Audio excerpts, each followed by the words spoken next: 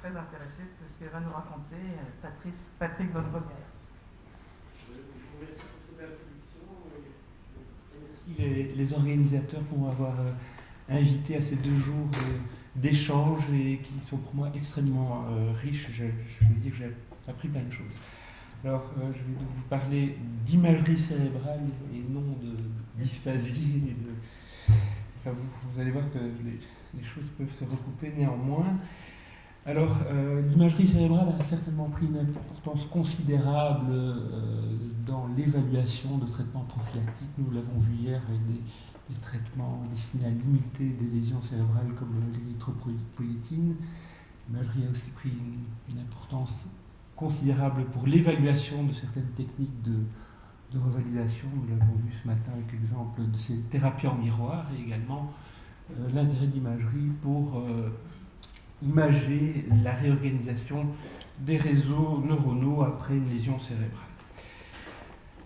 Alors il est important, avant d'imager les patients, de bien comprendre comment ça se passe chez l'individu normal. Et là, nous sommes confrontés à de beaucoup plus grandes difficultés chez les enfants que chez les adultes d'avoir des sujets normaux pour établir nos normes. C'est difficile de passer des enfants normaux dans des scanners, des IRM, etc. Néanmoins, vous allez voir qu'on peut s'en sortir. Mais j'aimerais tout d'abord reprendre avec vous les étapes essentielles du développement cérébral, qu'on peut très schématiquement distinguer en processus de prolifération et processus de régression. Alors, la prolifération, c'est la prolifération de ces cellules neuronales qui vont migrer, et puis c'est l'établissement de tous ces réseaux, de toutes ces connexions synaptiques qui vont se développer d'une manière différente en fonction des différentes régions cérébrales. En particulier, le cortex sensorimoteur est le premier à se myéliniser, également à établir ce réseau très riche en connexions. Les autres régions cérébrales suivent, le cortex associatif et le cortex préfrontal étant le dernier à subir ce processus, d'abord donc de prolifération et puis de régression. Je vais revenir sur ce deuxième élément qui sont la régression avec cet élagage synaptique. Alors, parallèlement à ça, vous avez donc la myélisation qui va se faire principalement dans les premiers mois de vie et qui également va intéresser différemment les différentes régions cérébrales. Et puis, je vous rappelle que tout au long de notre vie, nous avons une plasticité qui est permanente, puisque nous avons des nouveaux apprentissages, donc nous modifions sans cesse nos circuits neuronaux. Et effectivement, nous sommes beaucoup intéressés par le rôle du sommeil dans ces processus de plasticité cérébrale. Alors, donc, ces processus de régression, on en a déjà parlé, ça concerne cet élagage synaptique avec régression de terminaison axonale à courte distance, mais également à plus longue distance. Mais vous avez également un autre processus régressif très important qui est l'apoptose, donc la mort cellulaire programmée. Et donc ces deux phénomènes combinés vont contribuer à affiner, si vous voulez, vos connexions dans le cerveau, à les rendre plus efficientes. Mais donc cette régression, on peut l'imager. Ceci est une étude documentant en IRM structurel par une technique de morphométrie où, si vous voulez, on évalue la densité de la substance grise au cours du temps. Et ce qu'elle vous montre, c'est qu'entre l'âge de 5 ans et l'âge de 20 ans, eh bien, vous avez bien une diminution de cette densité. Vous avez donc, à l'âge de 5 ans, seul le cortex sensorimoteur a cet aspect bleu, donc a déjà régressé, si vous voulez, et puis progressivement, les autres régions corticales vont régresser. Et donc, ça pourrait donner lieu, si on simplifie à l'extrême, que notre développement cérébral dans la grande enfance jusqu'à l'âge adulte se résumerait à des régressions. Et nous avons montré, en fait, il y a maintenant plus de de 15 ans, ces résultats ont été répliqués récemment avec de nouvelles données. Il s'agit de données au PET scan où on étudie la consommation régionale du glucose, et bien que, en fait, cette consommation régionale du glucose, elle augmente. Elle augmente entre l'âge de 5 ans et l'âge de 20 ans dans différentes régions cérébrales, comme le cortex singulaire antérieur, le thalamus, les hippocampes et le cervelet. Donc, en fait, il ne faut pas trop simplifier, il y a encore des phénomènes d'augmentation qui se déroulent sur le plan de l'imagerie fonctionnelle dans la grande enfance, et nous émettons l'hypothèse que c'est lié à une augmentation de l'efficience de certaines connexions thalamocorticales pendant cette période de la vie. Alors finalement, ce développement cérébral doit arriver à l'organisation du cerveau mature, pour lequel il y a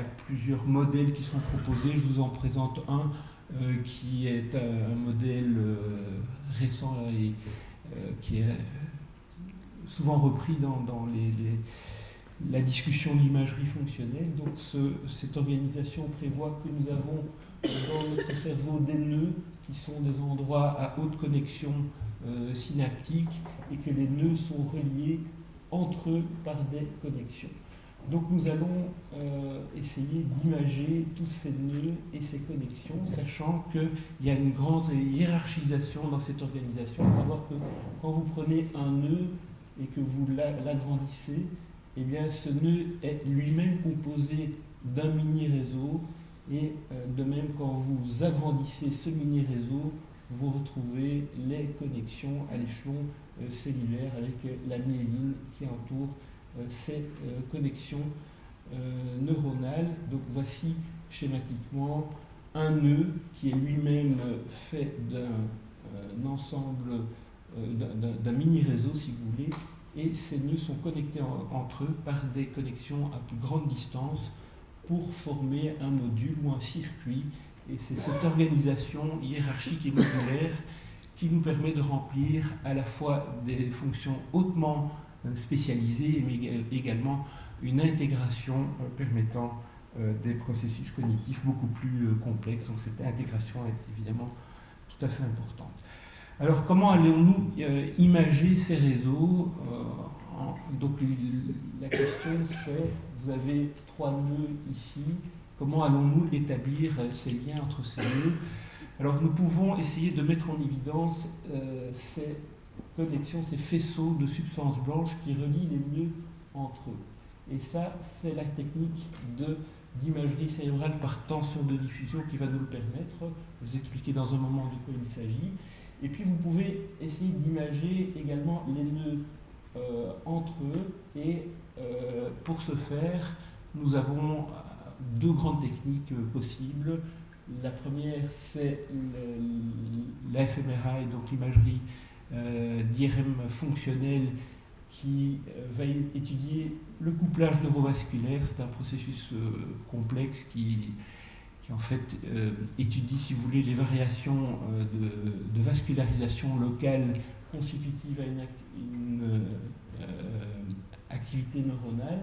Et nous avons aussi, comme autre méthode, des méthodes plus neurophysiologiques comme l'électroencéphalographie ou la magnétoencéphalographie, qui, elles, renseignent sur vraiment l'activité neuronale propre. Mais donc, que ce soit pour l'une ou l'autre des techniques, l'idée va être de regarder quelle est la cohérence, donc si les différents nœuds ont au niveau de leur signal, que ce soit le signal Bold de la fMRI ou un signal plus neurophysiologique, s'il y a une variation qui se fait en cohérence, donc de la même manière dans le temps, si vous voulez, entre ces différentes régions. Et nous aboutissons ainsi à cette idée de connectivité fonctionnelle, à savoir que ces 3 nœuds sont connectés fonctionnellement, et en faisant une hypothèse sur le sens de la connectivité, on arrive à la 3e dimension de la connectivité, qui est la connectivité effective, et qui vous permet de comprendre dans quelle direction les nœuds sont connectés entre eux. Donc voilà un petit peu les techniques qui sont à notre disposition. Alors, l'importance de la substance blanche, et je vais commencer par donc cette connectivité structurelle, est très importante chez le nouveau-né, chez le prématuré, puisque les lésions du préma se mettent essentiellement dans la substance blanche. Et donc nous pouvons étudier ce processus par l'imagerie par tenseur de diffusion. Donc de quoi s'agit-il? Eh bien, en fait, dans notre cerveau, nous avons des molécules d'eau qui bougent en permanence et qui ricochent, si vous voulez, sur des macromolécules, sur des fibres cérébrales. Et en fait, ces mouvements dits browniens, donc qui se font dans les 3 plans de l'espace, eh bien, on peut les étudier par cette technique de diffusion.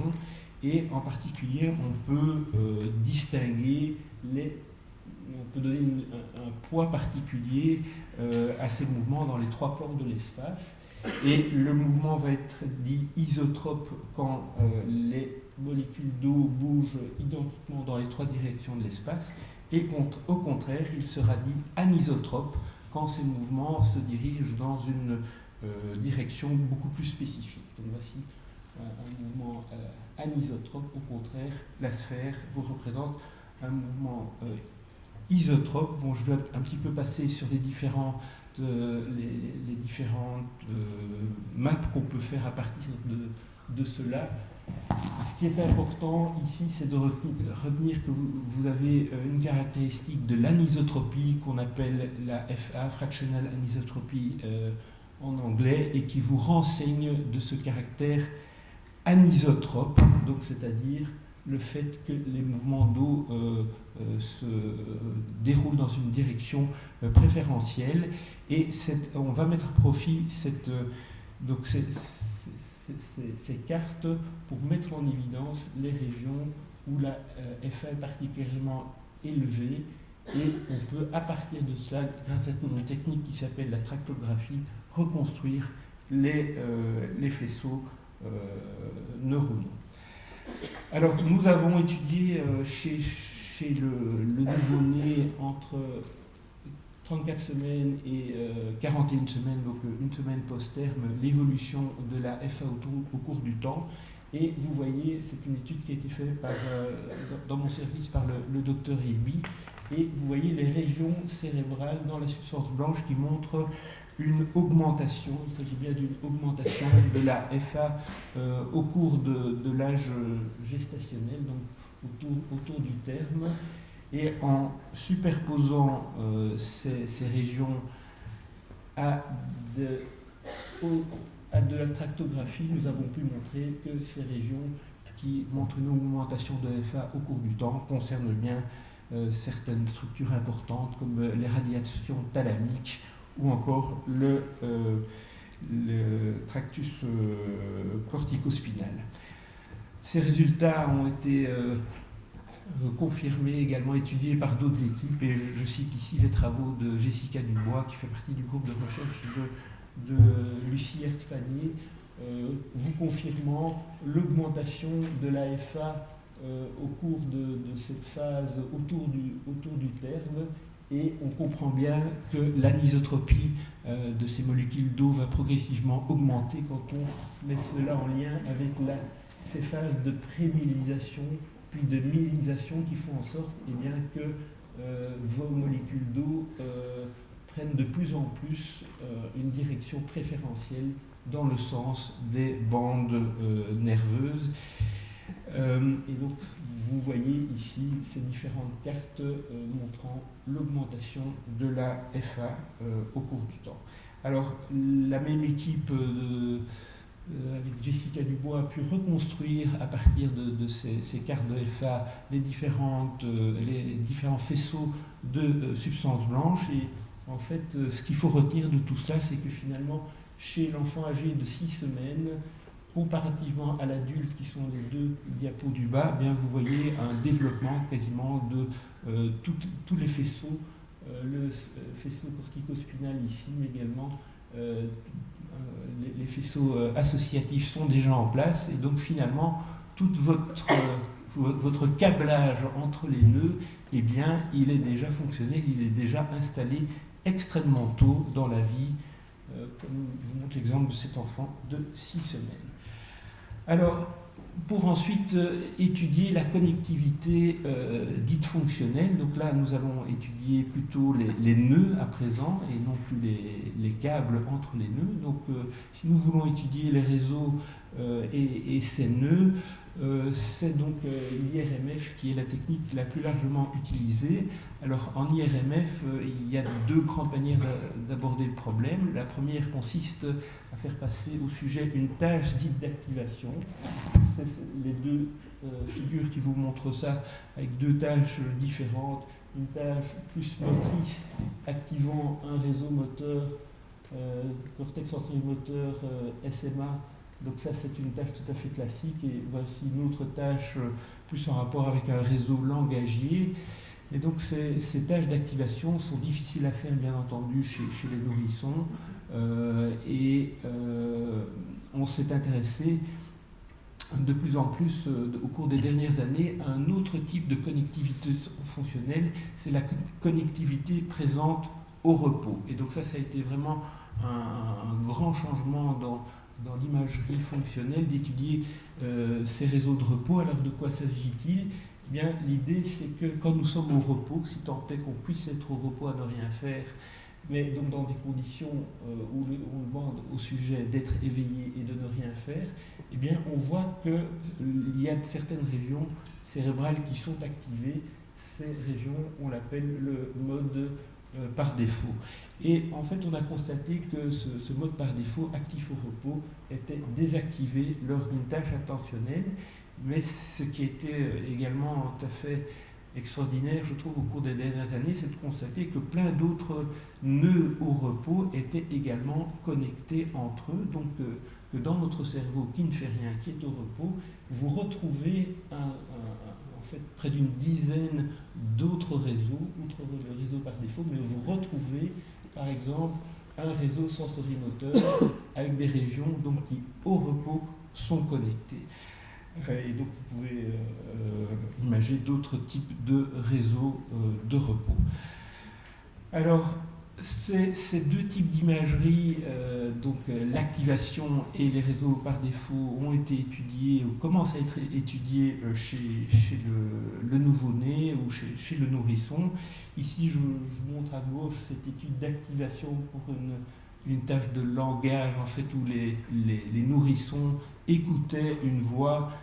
Et ça, c'était la condition d'activation, donc une écoute passive, si vous voulez, qui est tout à fait réalisable chez les nourrissons. C'est un travail bien connu de Ghislaine Dehaene, vous montrant en fait que déjà chez un enfant de 2-3 mois, il y a une activation bilatérale des régions temporales supérieures avec une asymétrie au niveau du planum temporal, donc une activation plus grande déjà très tôt dans la vie du côté gauche.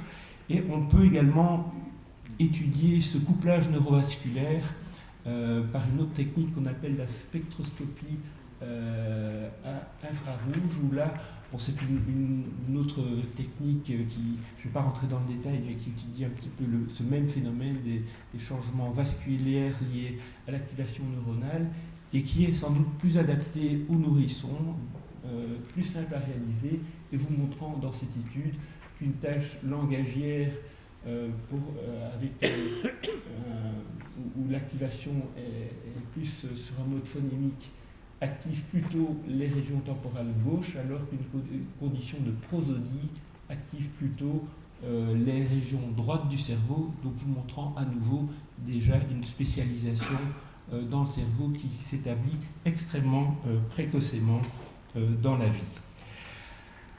Et donc cette nouvelle manière d'étudier la connectivité fonctionnelle qui sont les réseaux par défaut, les réseaux de repos, commence également à être étudiée chez le nourrisson, et nous commençons à avoir des maps d'évolution de ces différents réseaux de repos au cours du développement. Et voici un exemple vous montrant ces réseaux par défaut à 1 mois, 3 mois, 6 mois, etc. Donc au cours de la première année de vie, comparativement à l'adulte, et ces études semblent suggérer une maturation précoce des aires primaires, sensorimoteurs, auditifs et visuels, et plus tardive d'autres réseaux comme le réseau par défaut ou des réseaux attentionnels et exécutifs. Donc tout cela est tout à fait cohérent.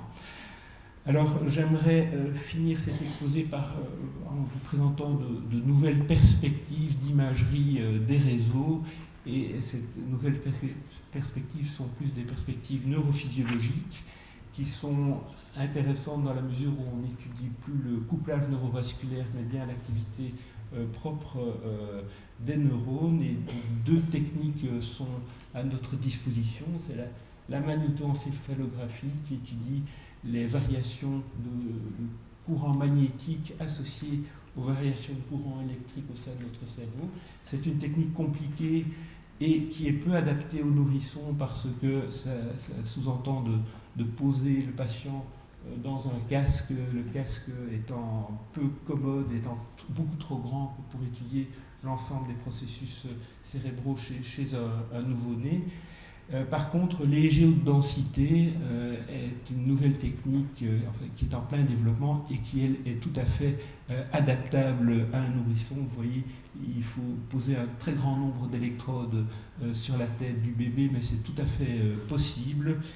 Et dans notre laboratoire, nous avons étudié la possibilité d'imager les réseaux de repos par la magnétoencéphalographie. C'est tout à fait possible. Voilà 4 sujets différents. Ce sont des sujets adultes ici, mais donc en étudiant la cohérence de signal magnétoencéphalographique dans ce cas-ci entre différentes régions cérébrales, nous pouvons identifier par exemple le réseau de repos sensorimoteur, le réseau auditif, le réseau visuel, avec des variations individuelles. Donc il est toujours très important de tenir compte, mais je pense que ce sera une technique qui pourra être développée chez les nourrissons grâce à l'EEG haute densité dans les années à venir.